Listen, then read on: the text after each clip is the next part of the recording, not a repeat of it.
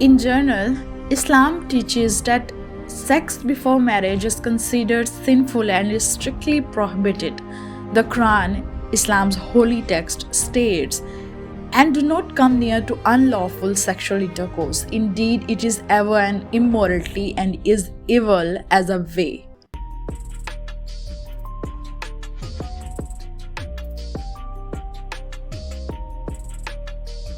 This verse clearly prohibits any form of sexual activity outside of marriage. However, it is important to note that Islam also teaches that forgiveness is always available for those who sincerely repent and seek it.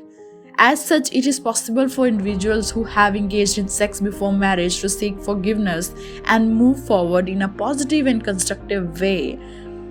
Allah Most High says in the Quran, "Do not even go close to fornication. It is indeed a shameful act and an evil way to follow." To go close to fornication means anything that can lead to it, such as inappropriate relationships between the genders, whether in a long-term relationship or short-term. Such relationships are irresponsible. They involve no responsibility, and in most societies, the most vulnerable person in such relationships are usually the women. Marriage and the prohibition of sexual relations before marriage prevent this. Other than the explicit prohibition from God, there are obvious wisdoms to premarital relations being unlawful. The consideration put forth in the question open the doors to many grave concerns that affect individuals and society. The unambiguity of paternity if a woman becomes pregnant. Despite even long-term relationships, who is to say that the woman is not sleeping with other men in order to establish compatibility of a future spouse? A child born out of wedlock is not attributed to the father. The preservation of lineage is one of the main objectives of the Sharia. Such relationships give men the advantage to do as they please with women, and are free from any emotional and financial responsibility towards a woman and any children born from the relationship. While we may not observe any outward difference in our worldly affairs, improper practices have an effect on the soul that we cannot perceive.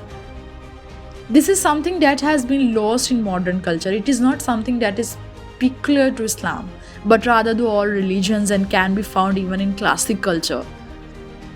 One only needs to read Oscar Wilde's The Picture of Dorian Gray to appreciate what the effects of lost virtue has on the human soul when it turns away from God's injunctions. Having multiple partners increases the risk of contracting sexual transmitted diseases and infecting others. There is no guarantee that living together before marriage is a sure indication of the relationship after marriage. Many non-Muslim couples live together for years only to break up after their marriage. In conclusion, it doesn't make any sense that long-term relationships and sex before marriage is permitted.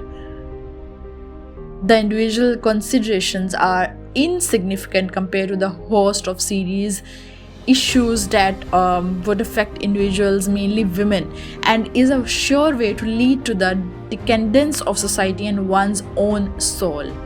There is a verse in Quran, the translation is, "Tell the believing men they must lower their gaze and guard their private parts.